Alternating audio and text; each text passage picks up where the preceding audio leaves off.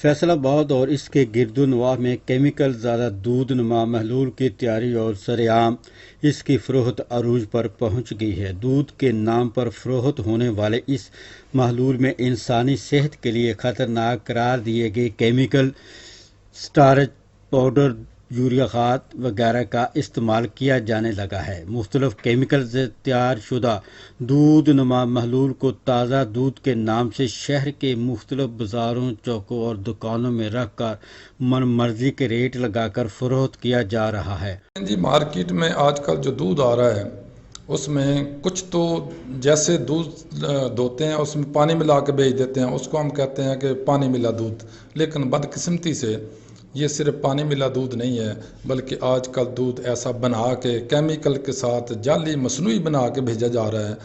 شہر بھر میں بہت زیادہ کیمیکل والا دودھ فروخت ہو رہا ہے، جس سے انسانی جانوں کو بہت زیادہ نقصان ہے۔